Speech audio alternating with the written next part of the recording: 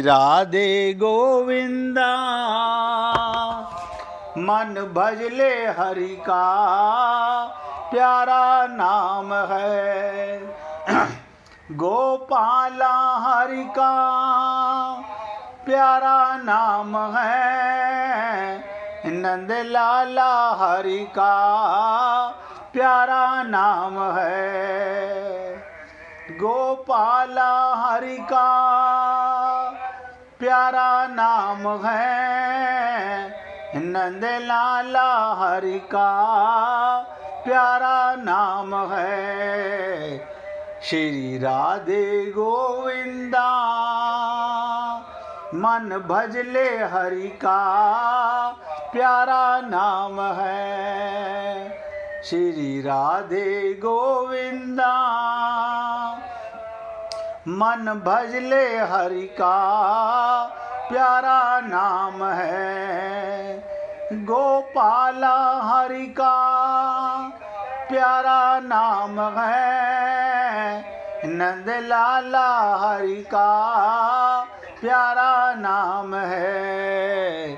गोपाला हरि का प्यारा नाम है। नंद लाला हरि का प्यारा नाम है। सभी पुण्य आत्मा आगे बढ़ने से पहले अपने आप को एकाग्र कीजिए। देखिए, निवेदन करता हूँ, इधर उधर झांकना ताकना सुनना सुनाना बंद कीजिए, तब कुछ पल्ले पड़ेगा। अन्यथा 10 मिनट मेरी तरफ ध्यान करके 1 मिनट तुमने आंखें खोल के इधर उधर गई, सब जीरो सफा, तुरंत सफा हो जाएगा।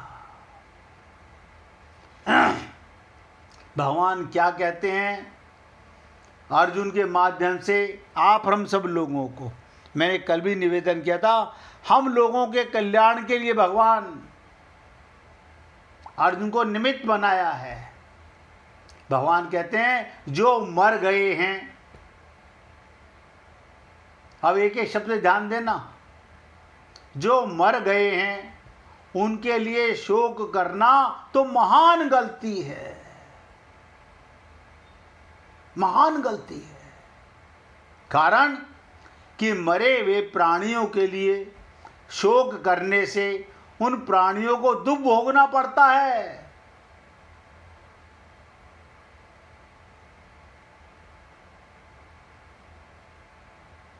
जैसे मृत आत्मा के लिए जो पिंड और जल दिया जाता है वो उसको परलोक में मिल जाता है, ऐसे ही मृत आत्मा के लिए जो कफ और आंसू बहाते हैं वो मृत आत्मा को परवश होकर खाने पीने पड़ते हैं। आपका रोया हुआ उन्हें ढोना पड़ता है। क्या मतलब? ध्यान से सुनिएगा। मृत आत्मा को अपने बंधु बांधवों के द्वारा व्यक्त आंसुओं के विवश होकर उन्हें ढोना पड़ता है। इसलिए रोना नहीं चाहिए। प्रत्युक्त अपनी शक्ति के अनुसार मृत आत्मा की सुख पहुंचाने के लिए उसके लिए रुकावट नहीं बननी चाहिए। मृत आत्मा के बंधु बांधव भूतल पर जिन आंसुओं का त्याग करते हैं उन आंसुओं को मृत आत्मा परलोक में पीता है। अब आप सोचिएगा, यहां लोग मूर्खता से बाज नहीं आते।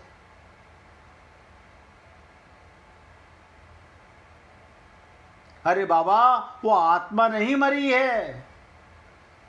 और ये भी आपको खुल के बता देता हूं, ये कौन सी आत्माओं को परलोक में दुख उठाना पड़ता है। वो कौन सी आत्मा है? जिन्हें आत्मज्ञान नहीं हुआ, जिनका मन बुद्धि बिगड़ा हुआ आगे चला गया, जिनका मन बुद्धि अपने गुरु की शरण में था, भगवान की शरण में था, वो नहीं जाते, वो तो परम पद जाते हैं भगवान के लोक में। उनको कोई कष्ट नहीं होता, ना मृत्यु का कष्ट होता है, मृत्यु मंगलकारी होती है उनकी मृत्यु मंगलकारी होती है।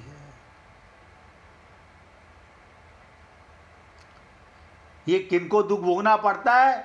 जो यहां खूब ममता मोह आसक्ति करके गए हैं, अपनापन लेकर गए हैं, अंत मति सो गति।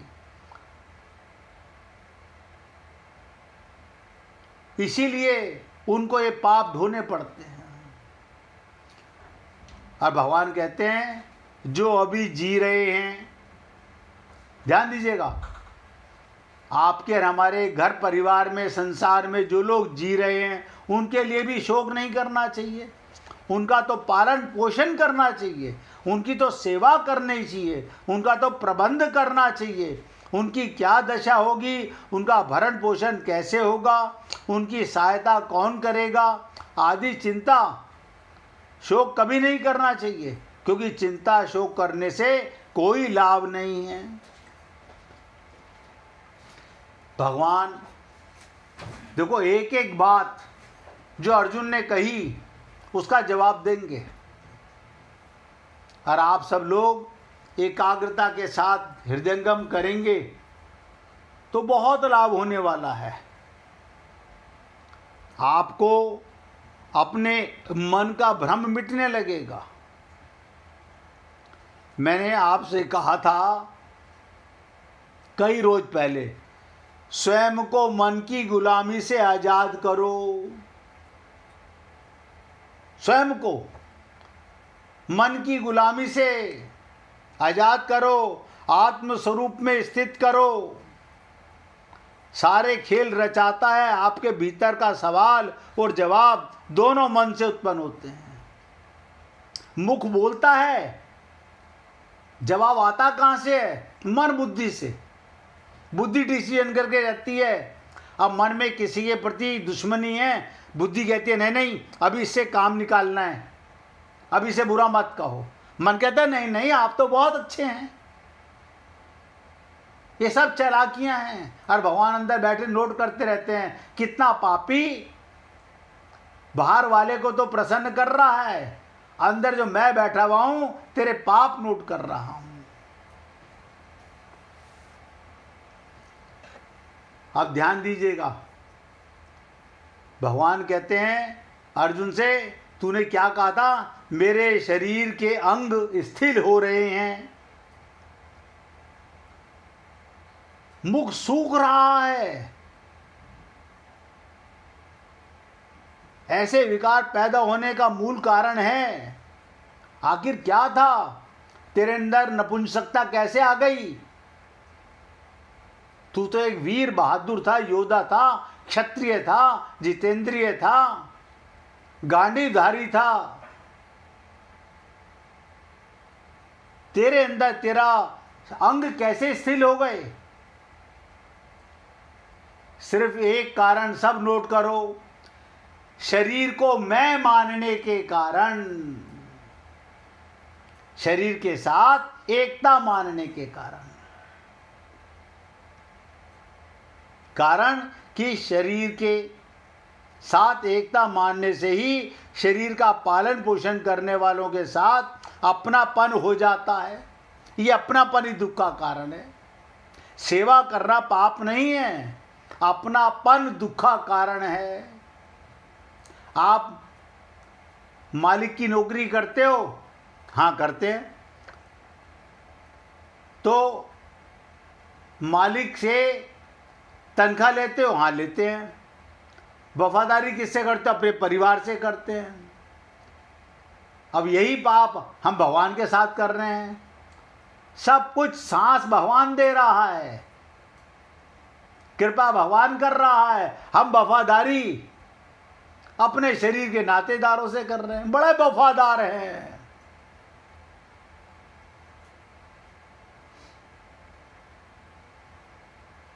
सोच के देखो मेरे भाई,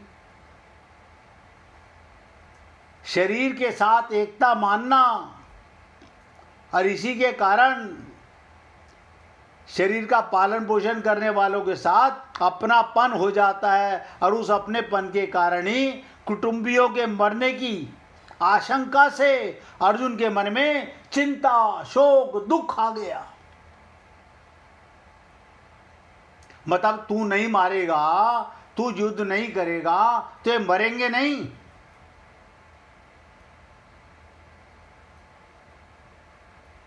और हमने आपसे कहा था हर सांस आप और हम लोगों का जीवन युद्ध है।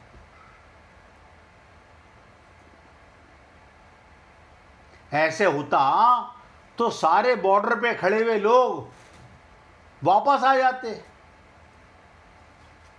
लेकिन आप कहोगे उनमें ममता मोह आसक्ति नहीं है। वो भी हमारी तरह अगर अज्ञानी हो जाते, ना हमारे पूर्वज अपना कल्याण करके गए, ना हम करके जाना चाहते, और वो करके गए तो उन्हें तुम्हारे पिंड दान किए ये सब कोई जरूरत नहीं है, वो तो गए भगवान के लोक में। और अगर जो नहीं गए वो तुम्हारे पाप और पुण्य को ढो रहे हैं। क्या कारण क्या था? मन को मलिन करके ले गए। जो असली चीज था मन एवं मनुष्य नाम बंधन और मोक्ष का कारण, वो मोक्ष करके नहीं गए, अपनापन लेके चले गए।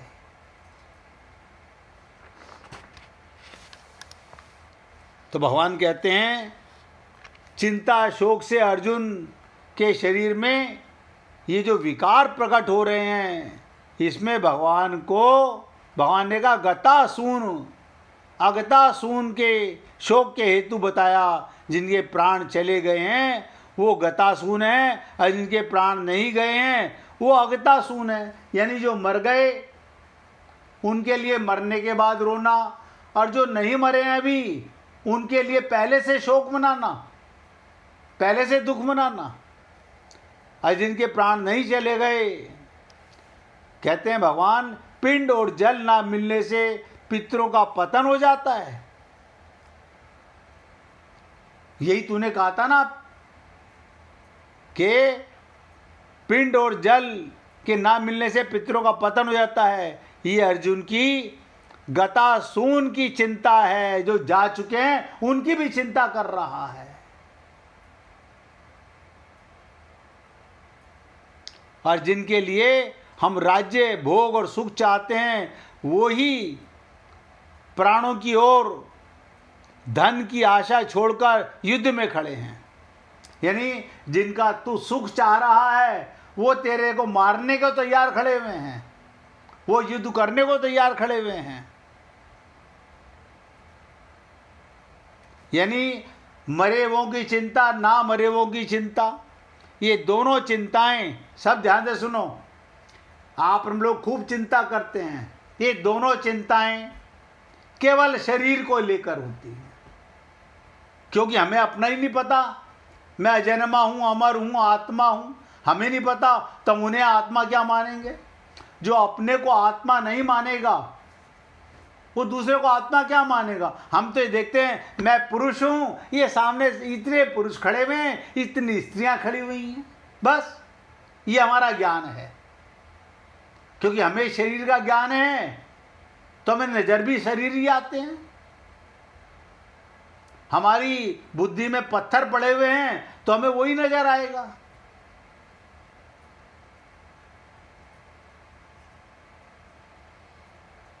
तो भगवान कहते हैं दोनों चिंताएं शरीर को लेकर होती हैं, अतः दोनों चिताएं और चिंता चिता के समान है। और चिंता और चिता क्या करती है? चिंता जीते जी को जलाती है और चिता मरे हुए को जलाती है। तू तो मरने से पहले चिंता कर रहा है। और देखिए भगवान ने उसको निमित्त बनाया खाली। अब भगवान कहते हैं दोनों ही नाशवान है। तो भगवान का कहने का तात्पर्य इन दोनों के लिए कर्तव्य कर्म करना चिंता की बात नहीं। तू तो अपना कर्तव्य कर्म कर, ना जो जा चुके उनकी चिंता कर, ना वो सामने जो खड़े हैं उनकी चिंता कर।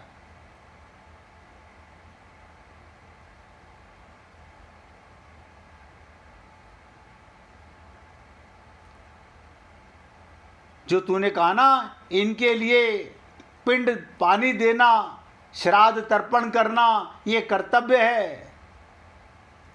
जो जा चुके उनके लिए तो तू कहता है श्राद्ध तर्पण करना, पिंड पानी देना, ये कर्तव्य है। और जो अभी मरे भी नहीं हैं उनके लिए व्यवस्था कर देना, निर्वाह का प्रबंध कर देना, ये कर्तव्य है। कर्तव्य चिंता का विषय नहीं होता, विचार का विषय होता है। विचार से कर्तव्य का बोध होता है और चिंता से विचार नष्ट होते हैं। बस एक अज्ञानता। मैं कई बार सोचता हूँ इस बारे में कि बड़ी कृपा हुई गुरु की, जिससे भ्रम मिट गया कि मैं शरीर हूँ। मरे को मैं कहना, मरने वाले को मैं कहना, अमर होते हुए, आत्मा होते हुए, परमात्मा के अंश होते हुए, क्या रामायण में पढ़ा, क्या गीता में पढ़ा, क्या संत महात्माओं से सुना और क्या हमने सीखा? सोचें, हमने क्या सीखा संत महात्माओं से? जब अज्ञानता मरी ही नहीं तो क्या सीखा हमने?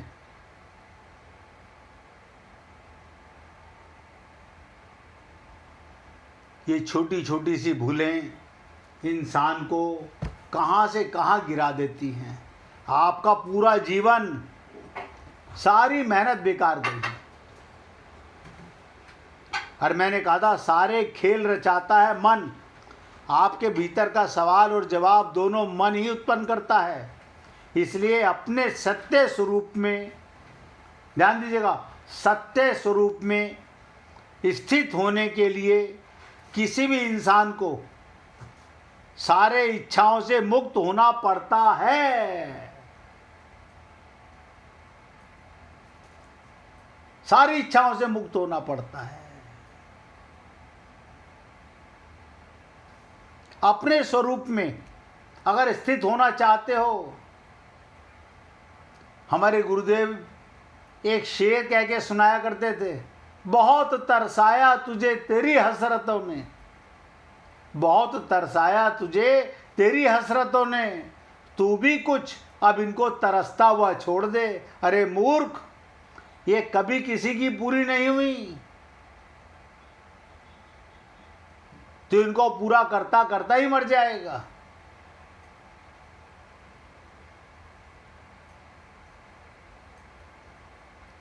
मुक्त होना पड़ता है, खाली होकर मौन होना पड़ता है, तभी वास्तविक सत्य का, अपने स्वरूप का अनुभव होता है। लोग कहते हैं हम कौन सा क्या करें जिससे हमें आत्मा का अनुभव हो जाए। बताओ, जिसके कारण तुम्हें सब कुछ अनुभव हो रहा है। देखो कमाल की चीज, पंखा चल रहा है, हाँ चल रहा है। ट्यूब चल रही है, हाँ ट्यूब चल रही है। फ्रिज काम कर रहा है, हाँ कर रहा है। हीटर काम कर रहा है, हाँ कर रहा है। फ्रिज, एसी सब चल रहे हैं, हाँ चल रहा है। किससे चल रहे हैं? इलेक्ट्रिसिटी का ज्ञान नहीं है कि जिसके कारण ये सारे शरीर की इंद्रियां काम कर रही हैं। वो मैं हूं परमात्मा की गोदी में, वो ज्ञान नहीं है। ऐसी अज्ञानता में आप और हम सब लोग पता नहीं कब से फंसे हुए हैं।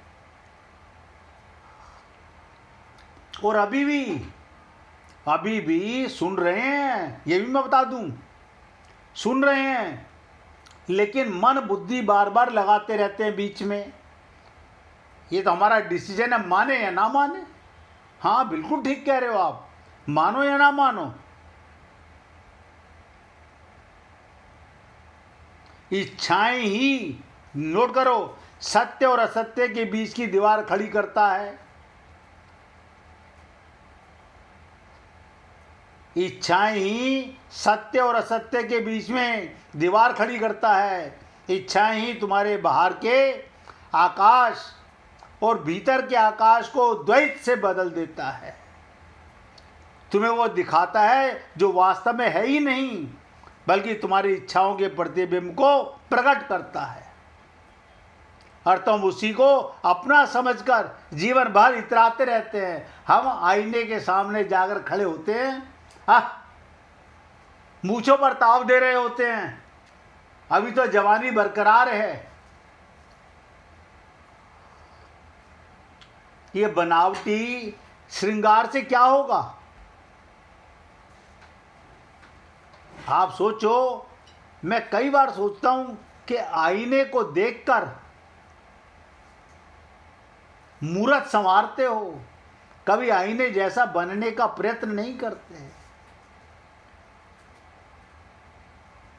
और गाते हो तोरा मन दर्पण कहलाए। अपने मन को दर्पण तो बना लो, उसके दृष्टा तो बन जाओ, तुम्हारा भ्रम सदा के लिए मिट जाएगा।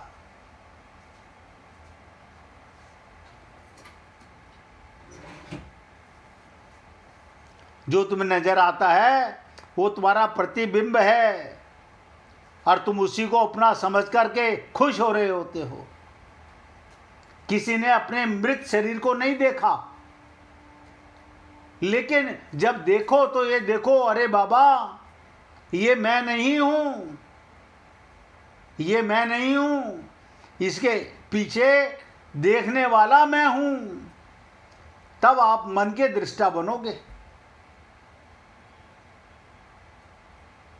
ये छोटी छोटी बातें आपके साथ इसलिए कर रहा हूं कि काश हम लोगों को अज्ञानता से हम लोग अपने आप को धोखा ना दें। देखो, सब नोट कर लेना, भगवान को धोखा दे नहीं सकते।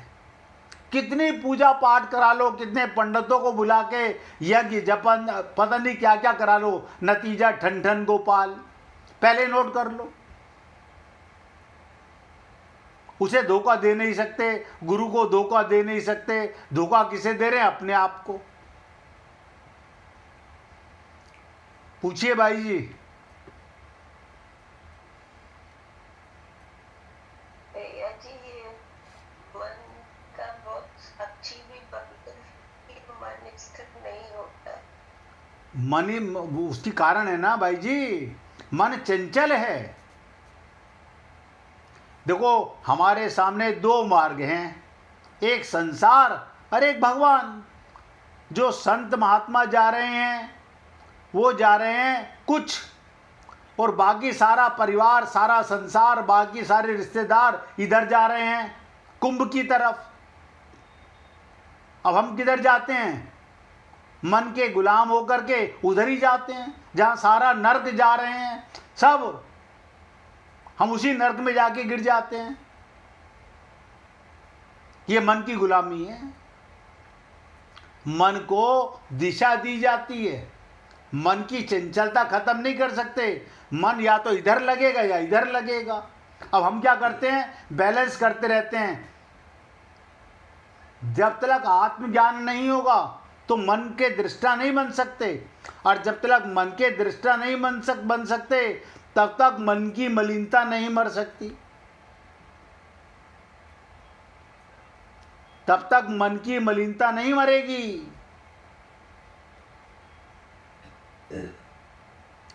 और आप पूछती हो भाई जी हमें अच्छा लगता है। मैं तो सबसे निवेदन करता हूं आपके माध्यम से ही लोगों को पता चल जाए। हम क्या कहते हैं अपने आप को? नहीं, मेरा मन तो एकदम ठीक है, ऑल राइट। अरे बाबा, जब मन ही बिगड़ा हुआ है तो सब कुछ बिगड़ा हुआ है, और डिसीजन लेने वाली बुद्धि बिगड़ी हुई है तो समझ लो 100% सब कुछ बिगड़ा हुआ है। समझ में आया भाई जी? कुछ और भी मन में प्रश्न हो पूछिए। समझ में नहीं आ रहा? चलिए अभी एक बार कीर्तन करते हैं, फिर और खुल के बताता हूँ। हरे कृष्णा कृष्णा कृष्णा हरे